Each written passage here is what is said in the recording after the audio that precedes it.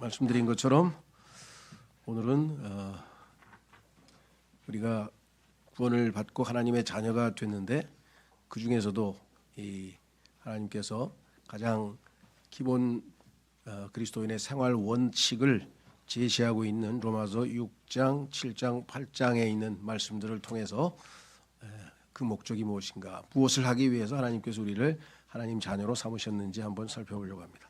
앞부분에 제가 이렇게 기록을 했습니다. 하나님의 복음을 논리적으로 제시해주는 로마서는, 이게 무슨 소리냐면 일반적으로 서신서들은 어떤 이 일종의 무슨 논문이나 어떤 이런 신학 단상이나 이것이 아니고 어떤 상황이 발생하면 그 상황에 맞추어서 하나님께서 그 필요를 해결하시기 위해서 쓰시는 방식으로 기록되어져 있는데, 로마서의 경우에는 좀 특별한 경우입니다. 신약 교회가 세워졌죠. 오순절 성령 강림으로 이제 교회가 세워지고 이 땅에 하나님의 뜻을 지역 교회들을 세우셔서 하나님께서 이제 펼쳐 가시는데, 그 신약 지역 교회들이 마땅히 지켜야 할, 마땅히 알고 있어야 될 진리들, 그 교리들이라고 하죠. 그 교리서를 먼저 주신 다음에 그 다음에 이제 각 상황에서, 예를 들면 고린도 교회는 고린도 교회에 문제가 있을 것이고요, 또 에베소 교회에 대해서도 하나님께서 쓰시고 다양한 방식으로 쓰셨는데, 이 로마서의 경우에는 하나님의 복음이라고 하는 주제로 아주 논리적으로 하나님께서 어떻게 보면 하나의 논문을 쓰신 셈인데요.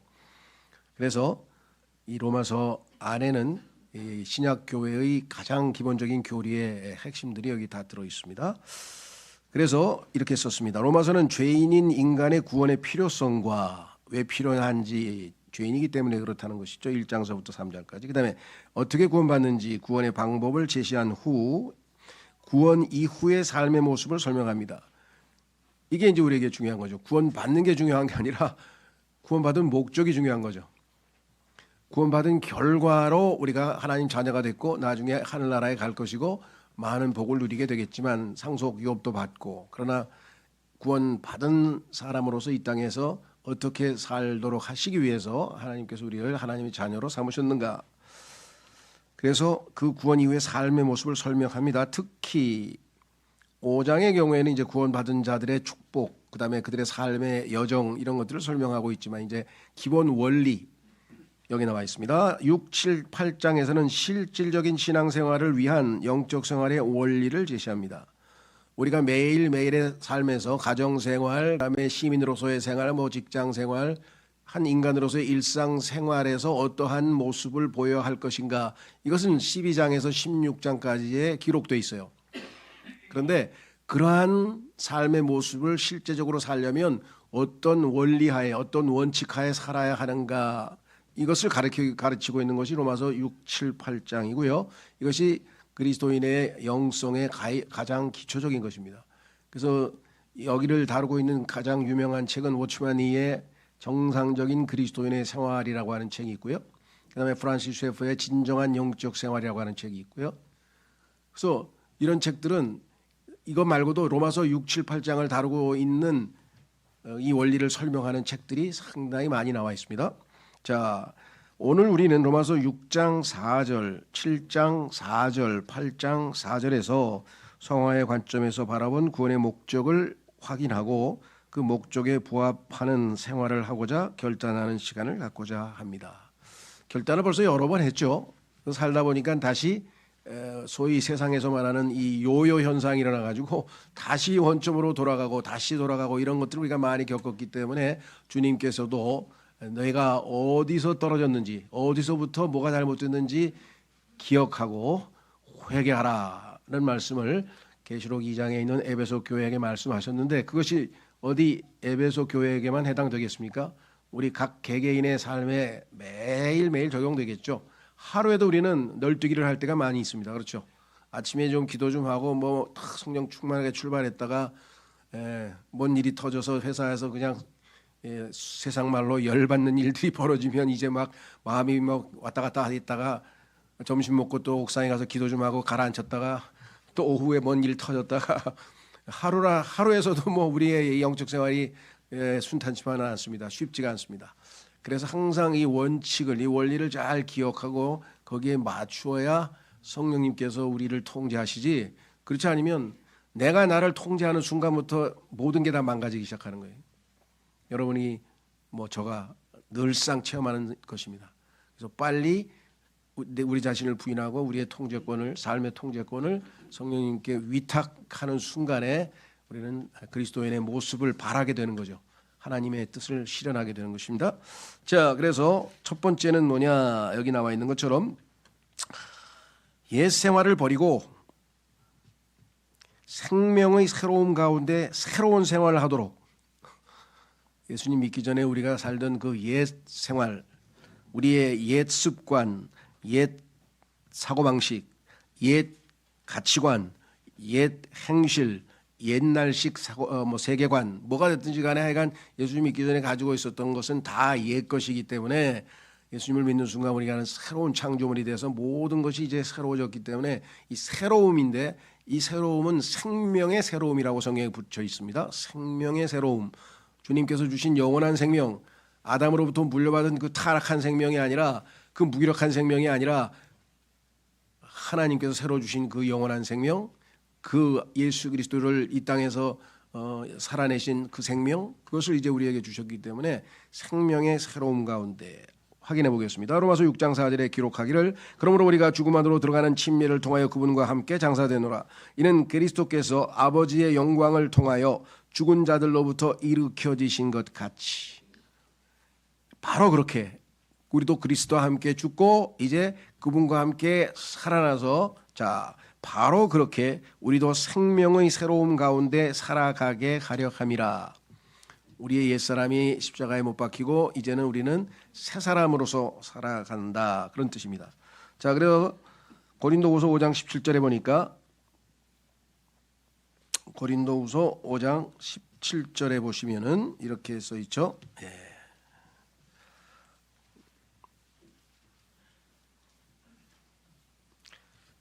그러므로 누구든 그리스도 안에 있다면 그는 새로운 창조물이라. 오래된 것들은 사라져 버렸으니 보라, 모든 것들이 새로워졌도다.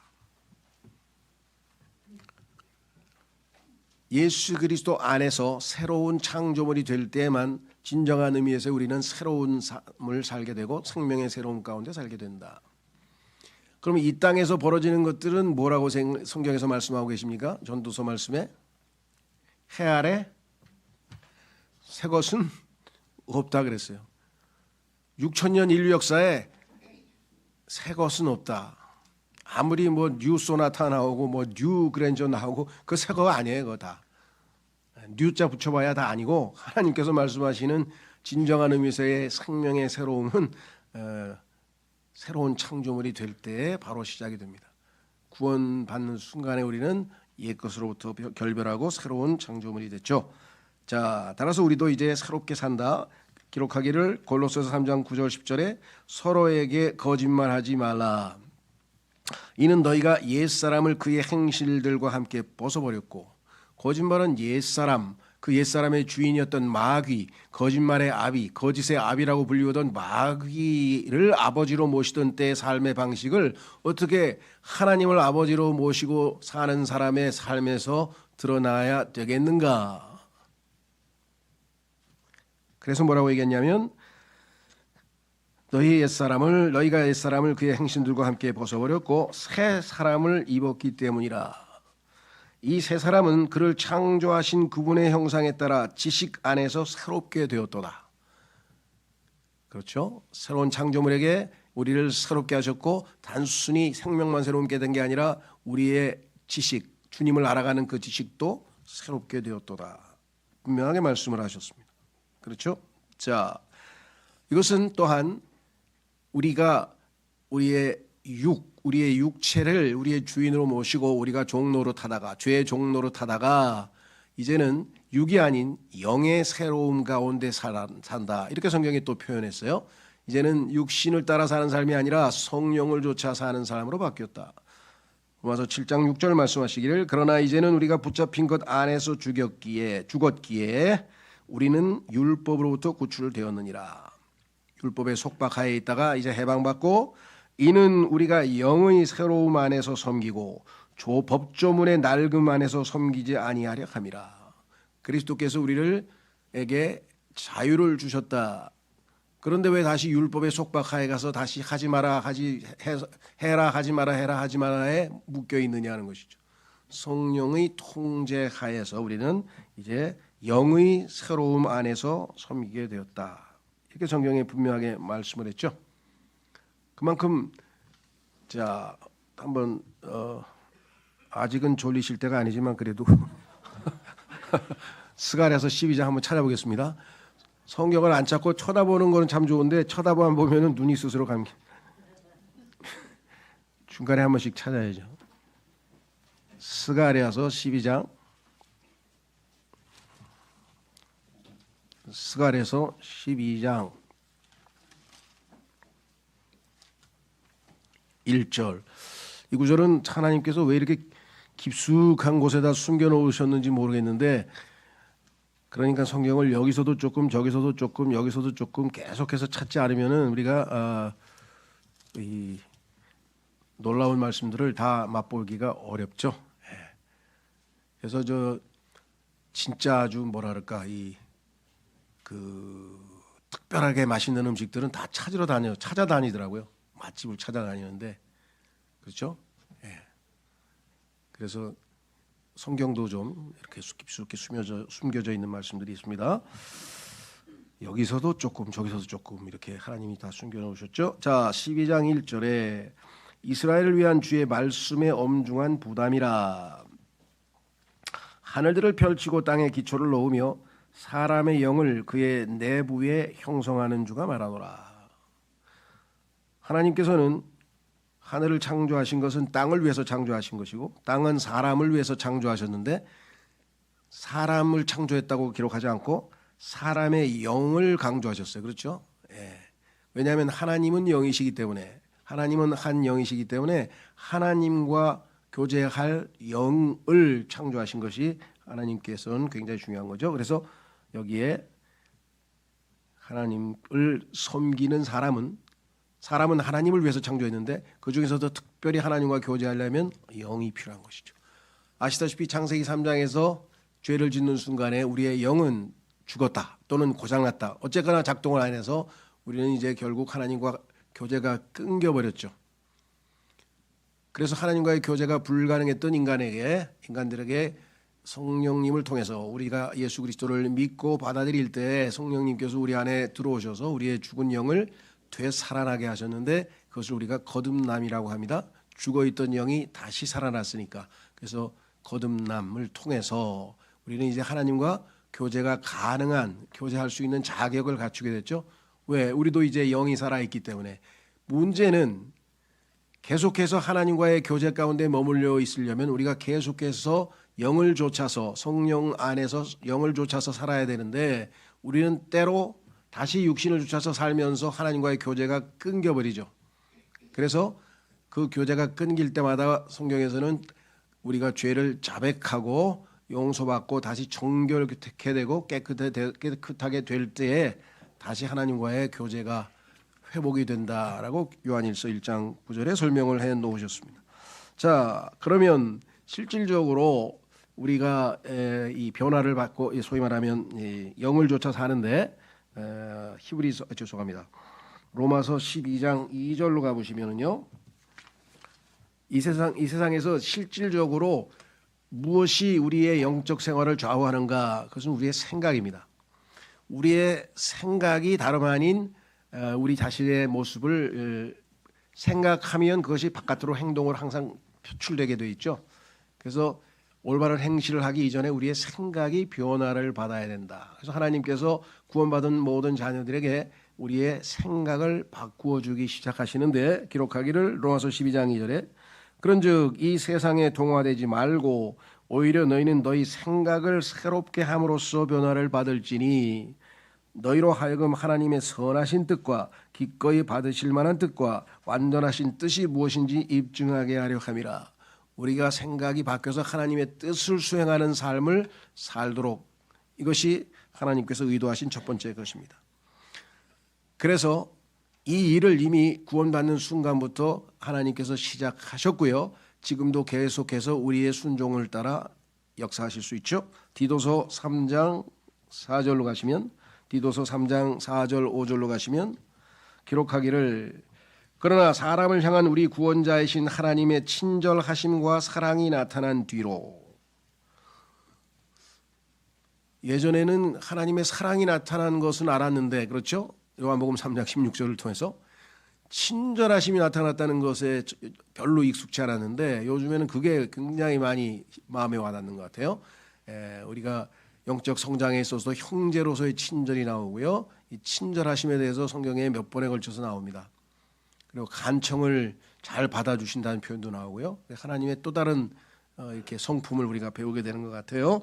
하나님의 친절하심과 사랑이 나타난 뒤로, 우리가 행한 의의 행위들에 의해서가 아니라 오직 그분의 자비에 따라 그분께서 우리를 구원하셨으니 거듭남의 씻음과 성령님의 새롭게 하심에 의한 것이라. 그래서 이제 성령님의 새롭게 하심이 계속해서 우리 안에서 역사하셔서 계속해서 생명의 새로움 가운데 살라. 그래야 우리가 일상생활에서도 그리스도인다운 모습을 보일 수가 있다. 그래서 주님의 생명에 우리가 초점을 맞추고 놓쳐서는 안 되겠다. 두 번째로 가시면 7장 로마서 7장 4절로 가시면, 로마서 7장 4절로 가시면 4절 5절을 보시면 이렇게 써 있습니다. 두 번째는 사망에 이르는 열매 대신, 예수님 믿기 전에 우리가 맺은 열매는 하나님 보시기에는 사망의 열매라라는 타이틀이 붙여져 있어요. 반면에 하나님께서는 이제는 사망의 열매가 아니라 하나님께 열매 맺는 삶을 살라. 그러기 위해서 우리를 구원하셨다는 것이에요. 우리를 셋째 하늘에 데려가서 영원한 천국에서 살게 하시기 위해서 구원하신 거 아닙니다. 그건 구원의 목적이죠. 구원의 결과예요. 결과적으로 그렇게 될 거예요. 그러나 그것을 위해서 구원하셨다면 뭐하러 이 땅에 우리를 이렇게 생고생을 시키십니까? 아예 그냥 구원받는 순간에 바로 셋째 하늘로 데려가셔서 편안하게 셋째 하늘에서 거룩하다 거룩하다 하시면서 계시록 4장에 나오는 것처럼 찬송을 부르면서 주님을 섬기며 그런 곳에서 살게 하시지 왜 이 땅에서 있냐. 이 땅에 있는 죄인들에게 하나님은 어떠하신 분이신지를 표현하고 알리고 증언하고 간증할 그 자들이 바로 우리이기 때문에 그래요. 그러기 위해서는 생명의 새로움 가운데 살아야 되고, 그 다음에 두 번째는 열매를 맺되 하나님께 열매를 맺어야 된다. 자, 그래서 로마서 7장 4절 5절에 이렇게 써 있습니다. 나의 형제들아, 이런 이유로 너희도 그리스도의 몸으로 인하여 율법의 죽은 자가 되었느니라.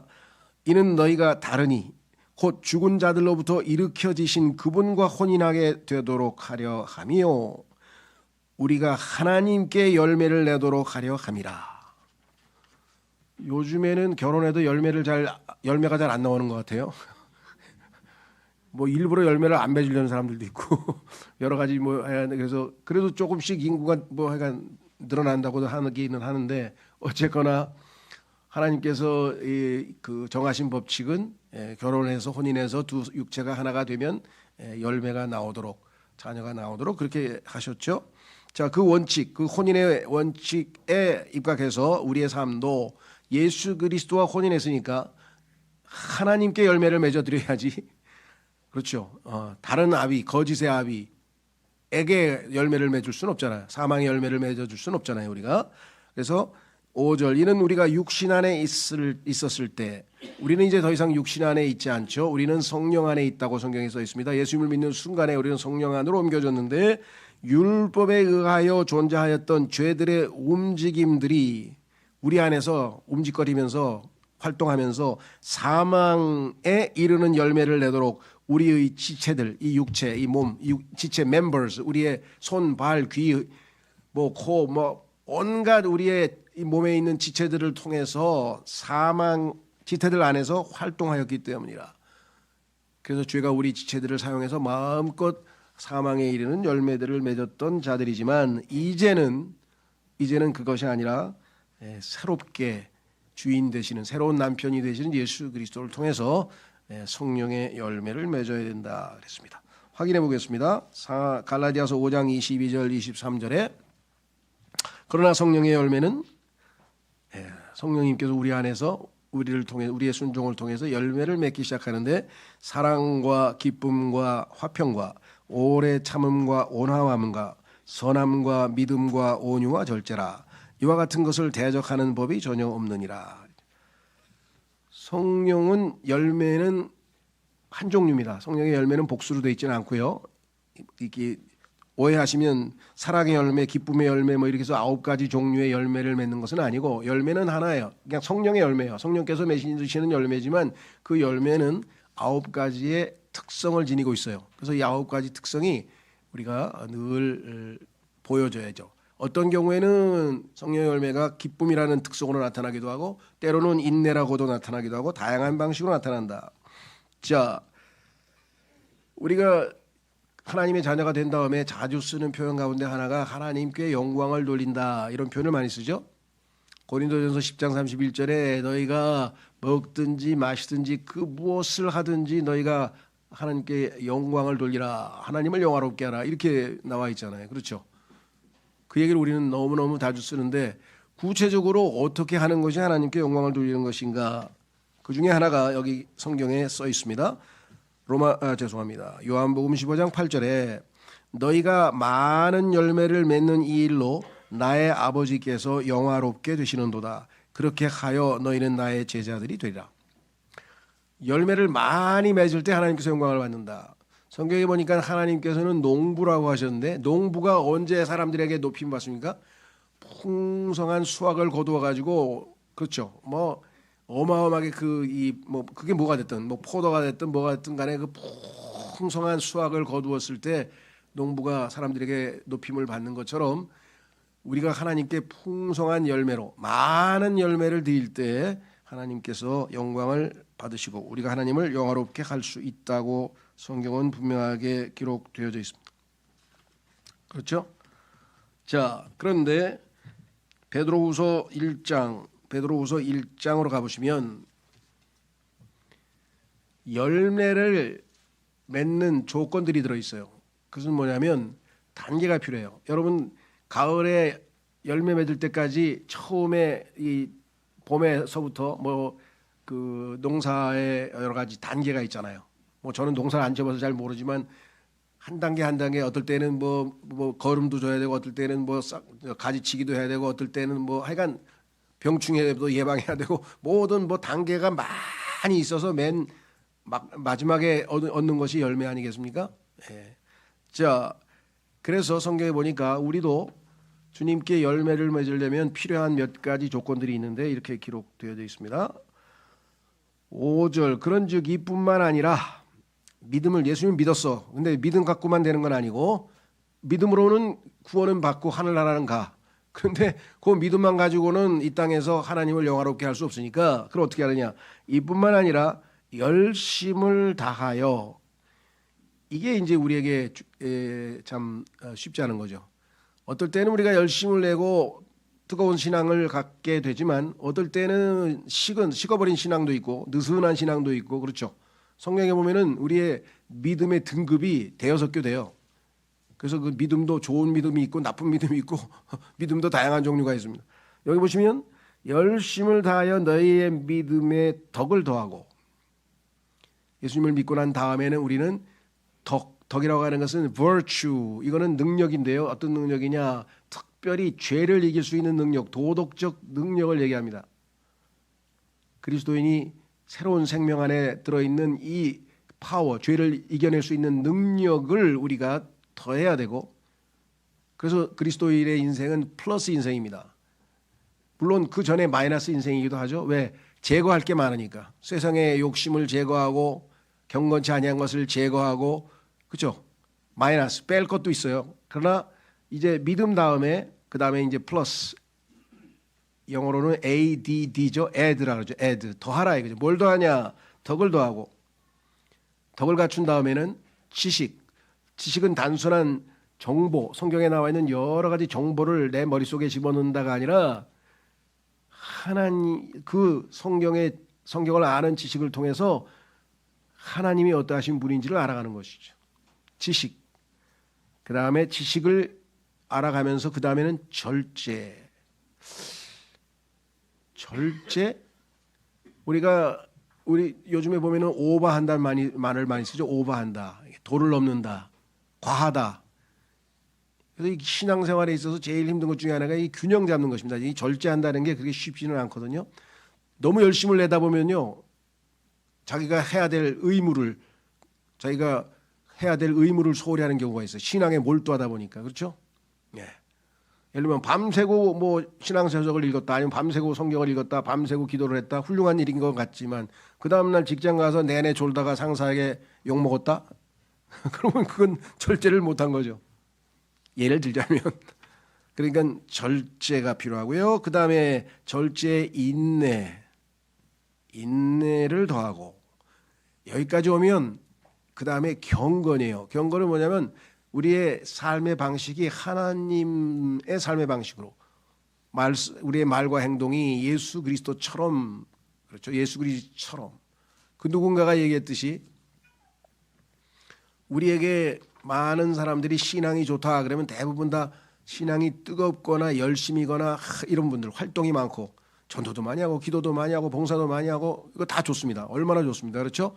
그런 것들을 주로 우리가 평가하는 반면에 성경에서 말씀하실 때에는 단순히 그런 외적인 행동뿐만 아니라 내부에 있는, 그렇죠?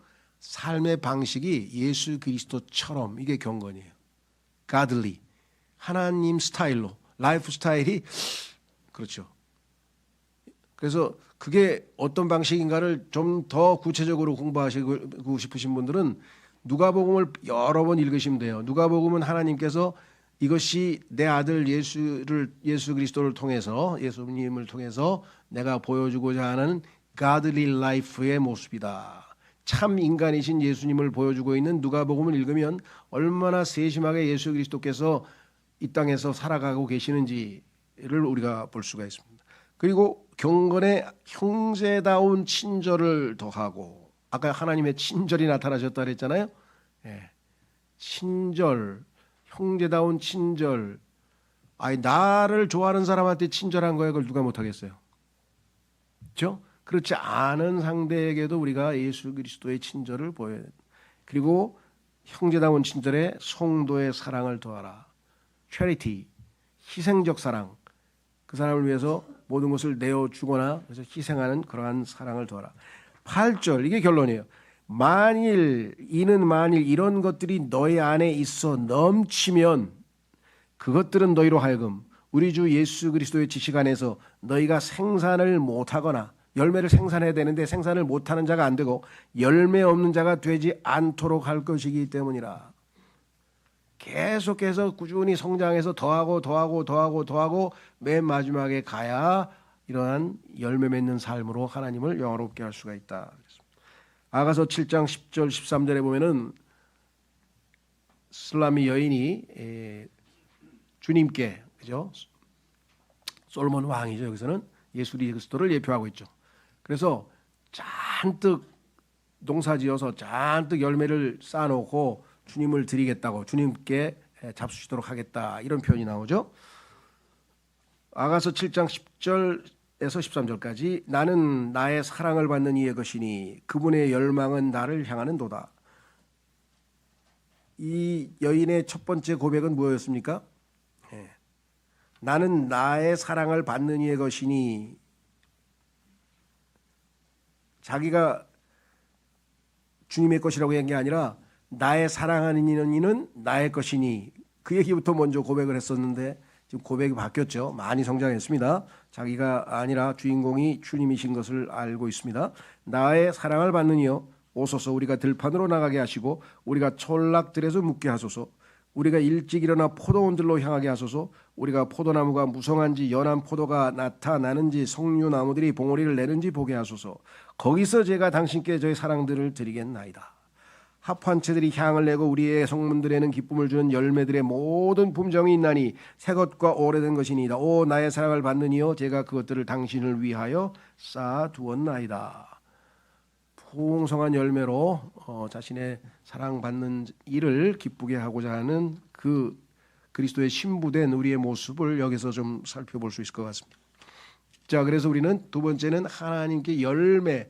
내 삶은 예수님도 뭐라고 말씀하셨어요? 그 사람의 열매를 보고 그 사람을 판단하라 그러셨죠. 그렇죠? 내적인 거예요. 외적인 활동도 중요하지만 내적인, 그죠? 겉 다르고 속 다른 모습을 보일 수는 없잖아요. 겉으로는 맹렬하게 신앙생활인데 속에는 성령의 열매는 하나도 없다. 이건 안 되죠. 그렇다고 성령의 열매는 풍성한데 행동을 하나도 안 한다. 이건 또 균형이 안 잡히잖아요. 예. 자, 세 번째, 하나님께서는 우리가 어떤 삶을 살기를 원하시는가? 율법을 범하여 죄를 짓는 대신, 성경에 보면 율법을 범하는 것이 죄라 그랬는데요. 율법을 범하여 죄를 짓는 대신 우리 안에서 율법의 의가 성취되도록 함입니다. 우리는 율법하에 있지 않기 때문에 율법을 지키려고 노력하지 않습니다. 성령께 우리를 의탁하면 성령께서 우리 안에서 율법의 의가 이루어지도록 역사하시는 것이지 우리가 율법을 지킬 수는 없죠.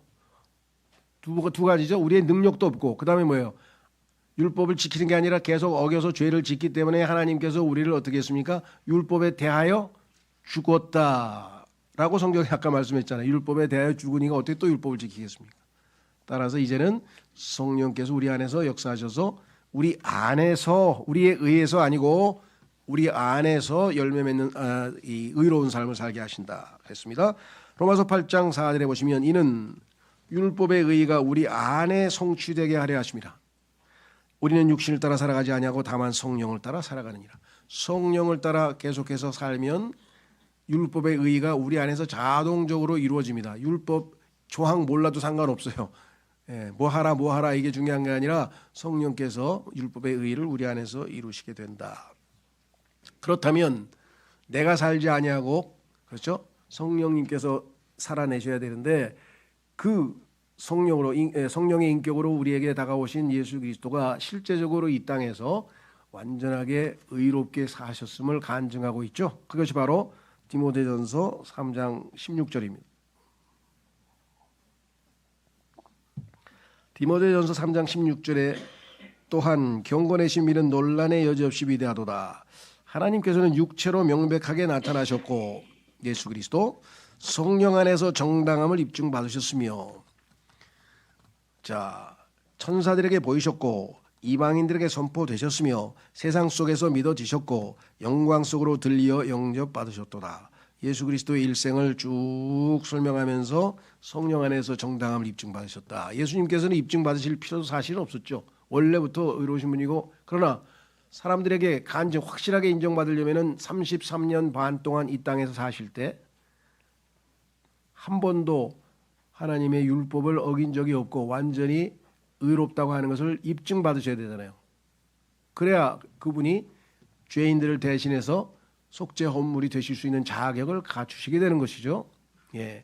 그래서 예수님은 실제적으로 단 하나도 율법을 어긴 적이 없으셔서 완벽하게 사셨고 성령님 안에서 정당함을 입증받으셨다는 거죠. 그 예수님께서 우리가 예수님을 receive 했잖아요. 초청해서 우리가 예수님을 받아들였잖아요. 그 예수님께서 우리 안에서 성령으로 역사하셔서 맺히실 열매가 바로 성령의 열매라는 거죠. 그 예수님은 당연히 이 땅에서 죄를 단 한 번도 짓지 않으시는 완벽하게 의로운 삶을 사셨기 때문에 우리 안에서도 율법의 의를 이루실 분이시다. 이렇게 확인해 볼 수가 있습니다. 자, 그래서 디도서 2장 12절로 가시면 우리를 가르치시기를, 자, 예수님께서 오셨습니다. 그래서 우리에게 구원을 베푸셨습니다. 거기서 끝나지 아니하고 계속해서 우리에게 가르치십니다. 예수님께서 말씀하셨죠. 나는 마음이 온유하고 겸허하니 내게 오라. 내가 너희를 가르친다 그랬죠. 내게 와서 배우라 그랬죠. 배우려면 가르쳐 주셔야 되겠죠. 그래서 여기 가르치셨어요. 뭘 가르치는가? 처음에 두 가지, 아까 마이너스라 그랬는데 뺄셈, 불경건과 우리 삶에서 하나님과 어긋나 있는 것들은 빼고, 그 다음에 세상의 정욕들도 빼고, 그래서 들을 거부하고, 이 두 가지가 우리를 너무나 쉽게 무너뜨리고 다시 육신적 생활을 하도록 마귀의 종노릇하도록 우리를 몰고 가니까 이 두 가지를 우리의 삶에서 제거하시는 방법을 가르쳐 주시겠다. 어떻게 하면 우리가 이 두 가지에게 점령당하고 지배당하지 않을 것인가. 두 가지 과목 빼는 겁니다. 그 다음에 이제 적극적인 거, 이거 소극적인 거죠. 소극적인 거 두 가지, 적극적인 거 세 가지 있어요. 적극적으로 뭘 해야 되느냐, 뭐를 세 가지 가르쳐 주시나. 그 소위 말하는 뭐 세 가지 비법이라 할까요? 자, 첫 번째, 우리로 하여금 냉철하며, 우리의 생각이 냉철하지 않으면, 느슨하면, 왔다 갔다 하면 우리가 올바르게 똑바로 올바른 진리의 길을 걸을 수가 없는 것이죠. 다음에 의롭고 옳은 일을 해야 되는데, 하나님 보시기에 right 해야지 wrong 하면 안 되죠. 자, 그 다음에 세 번째는 경건하게, 아까도 말씀드렸습니다. 우리의 삶의 방식이 하나님의 라이프 스타일을 닮아야 된다는 거죠. 이 현 세상에서 이 현 세상을 살게 하셨으며, 하늘나라가 아니고 이 현 세상에서, 이 현 세상은 성경이 뭐라고 했습니까? 이 갈라디아서에서 악한 현 세상이에요. 더러운 현 세상이에요. 이 세상은 지금 하나님께서 어떻게 하려고 그랬습니까? 준비해 있죠. 예, 완전히 불태워버리려고 지금 딱 마지막 때에 다 완전히 불태워버리기 위해서 예비되어 있다고 베드로후서 3장에 써 있잖아요. 너무나 추악하고 더러워서 눈이 순결하신 하나님께서는 죄악을 차마 안 보신다, 보실 수가 없다 그랬는데, 아마 지금 셋째 하늘에서 이 땅을 내려다 보시지를 않으실 것 같아요. 너무나 추악하고 더러운 것만 가득 차 있기 때문에. 그렇죠? 자, 이 현 세상, 그런데 우리를 이 현 세상에다 왜 두셨냐 이거예요. 예, 조금이나마 이 어둠 가운데서 빛과 이 썩어가는 세상에서 썩지 말라고 소금의 역할을 하라고 주님의 몸된 교회를 이 땅에 남겨놓으신 거 아니겠습니까? 예, 우리가 그 역할을 해야 되는 것이겠죠. 자, 그래서 냉철하고 의롭고 경건하게 이 땅에서 살 방법을, 살 수 있는 방법을, 노하우를 예수님께서 우리에게 가르쳐 주신다라고 성경에 분명하게 말씀했습니다. 그래서 여기서 지금 이 의롭운 삶을 가르쳐 주시는 방법은 성령님께 우리가 의지하고 의탁할 때에, 육신을 좋지 아니하고 성령을 좇아 살 때에 성령께서 율법의 의를 우리 안에서 이루시는 거예요. 그래서 우리 안에서 율법의 의가 이루어지게 한다. 수동적인 삶 같지만은 왜? 이루어지는 거니까. 그러나 그 전에 우리가 해야 될 일이 있어요. 능동적으로 어떻게 해야 됩니까? 우리 자신을 부인하고 우리 자신을 산 희생물로 성령님께 내어 드려야 우리를 통해서 하시지. 우리가 고집 부리고 내 삶의 주인이 내가 돼서 내 방식대로 막 자기중심적으로 살게 되면 성령님께서는 개입하실 수가 없는 것이겠죠. 그렇죠? 그래서 처음에는 능동적으로 우리 자신을 부인하고 성령님께 나의 삶의 주도권을 내어드리고, 그 다음에는 우리는 뭐예요? 나설지 말고 성령님께서 우리 안에서 율법의 의를 이루시도록 허락하는 거죠. 그래서 마지막에 가면 어떻게 됩니까? 셋째 하늘에 가보니까 24장로들이 하나님께서 주신 면류관에서 왕관들을 다 가지고 있다가 하나님 앞에 다 던지잖아요. 왜 다 던집니까? 누가 우리의 삶에서 주도권을 잡고 우리를 통해서 역사하셔서 하나님께 열매를 맺고 영광을 드린 분은 성령님이신데, 하나님이 하셨는데 왜 우리가 상급을, 왕관을 쓰고 있느냐? 왕관을 다 하나님께, 예수님께 되돌려 드렸어요. 그래서 그런지 모르겠는데 계시록 6장에 나오는 마귀는 A 크라운, 관 하나만 쓰고 나타났는데 19장에서 나타나시는 예수 그리스도께는 many crowns, 많은 왕관들을 쓰셨다고 이렇게 나와 있는 걸 보면, 우리에게 보상을 해주시지만 사실은 그것이 하신 일들이 다 주님께서 하시는 거잖아요. 그렇죠?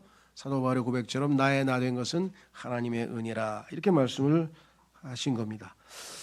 마지막 구절, 시편 33편 4절로 들으면 이는 주의 말씀이 옳기 때문이라. 그런즉 그분의 모든 역사들은 진리 안에서 이루어지는도다. 성경 밖에서 이루어지는 건, 성경 말씀과 조금이라도 어긋나는 것은 아무리 그럴싸하게 보이고 아무리 멋있게 보이고 아무리 정말 영적으로 보이더라도 그는 진리 안에서만 하나님이 일을 하시기 때문에 진리 밖에서는 그것은 모조품이거나 위조품이죠. 그분께서 의와 공의를 사랑하시는도다. 땅은 주의 선하심으로 충만하도다. 그렇습니다. 마무리 짓겠습니다. 여러분 말씀드린 것처럼 믿음으로 의롭다고 인정받고 하나님의 자녀가 돼서 주님께서 주신 영원한 생명을 우리가 소유하고 있지만 주님께서 우리를 그냥 이 땅에서 데려가신 것이 아니고 이 땅에 남겨두신 것은 하나님께서 주신 그러한 것들을 가지고 하나님이 어떠하신 분임을 표현하고 나타내고 알리고 선포하고 간증하고 그래서 하나님께 우리가 영광을 돌리는 것이죠. 그 세 가지가 생명의 새로움, 하나님께 이르는 열매, 그리고 율법의 의가 우리 안에서 이루어지도록 그것이 성화의 관점에서 바라본 구원의 목적이라는 것이죠. 이 목적을 분명히 목적 의식이 분명해야 우리가 신앙생활에서도 초점을 맞춰서 신앙생활하실 수 있다라는 것이죠. 그래서 교리적이고 논리적이고 좀 지루하고 재미가 없기 때문에 이런 잘 다루질 않아요. 설교에서 보니까 그냥 편하게 들을 수 있는 설교들 많이 하시는데 사실은 이게 가장 기본적인 겁니다. 그래서 이렇게 여러 번 반복해서 여러분들이 숙지하시도록 그래서 잃어버릴 만하면 다시 한번 강조하고 다시 한번 저도 마찬가지 다시 한번 확인하고 여러분에게 하나님께서 복을 주셔서 계속해서 생명의 새로움 가운데서 생활하시고 하나님께 이르는 열매를 풍성하게 맺으시고 율법의 의가 여러분 안에 이루어져서 성경에 보니까 이때 의의 화평의 열매가 맺는다. 네, 이 모든 과정에서 우리에게 꼭 필요한 것이 있어요. 그것은 뭐냐면 우리의 육신으로 인해서 계속해서 방해를 합니다. 마귀가 우리의 육신을 자꾸 등장시켜서 이 모든 프로세스를 방해하기 때문에 우리에게 필요한 또 한 가지 게 있어요. 그것이 바로 히브리서 12장에 나오는 하나님의 뭡니까? 회초리예요. 회초리, 징계. 아까 얘기했죠. 열매가 풍성하게 여기려면 나무에 가지치기가 필요하듯이 우리 삶에서 제거해야 될 게 너무 많아요. 아까도 두 가지 경건치 아니한 것과 그다음에 그 뭐였습니까? 세상의 정욕들을 제거한다 그랬잖아요. 그래서 그런 것들을 제거하기 위한 여러 가지 하나님의 징계, 즉 회초리가 필요하다고 말씀을 하셨어요. 그래서 그 징계를 성경에서 우리가 소위 얘기하는 사랑의 매라고 했고 그 징계를 견디어내면서 우리가 변화되어서 마지막에 나중에 징계가 끝나고 나면 나중에 가서 의의 화평의 열매를 맺게 될 것이다. 하나님의 거룩함에 동참하게 될 것이다. 이렇게 되어 있습니다. 오늘은 징계가 주제가 아니기 때문에 짧게 결론적으로 얘기하지만 이런 과정에는 히브리서 12장에 나오는 그 징계와 징계를 통한 우리의 영적 성숙의 과정이 반드시 필요하다라는 것을 잊지 마시고요. 지금도 우리는 어떤 형태로든 하나님께서 때로는 우리를 징계하시고 때로는 우리에게 회초리를 내리고 하시지만 이 궁극적인 목적은 의의 화평의 열매를 맺기 위함이에요. 그 목표를 우리가 잊지 마시고 우리 삶에서 징계나 이러한 것들도 잘 이겨내시는 여러분이 되셨으면 좋겠습니다. 시간 다 같이 오늘 주신 말씀을 하나님 앞에 묵상하시면서 하나님 주께서 베풀어 주신 이러한 모든 것들을 우리 삶에서 잘 이루어내어서 하나님을 기쁘시게 하고 영화롭게 하는 그러한 합당한 그리스도인의 삶을 살 수 있도록 도와주십시오. 다 같이 기도하겠습니다.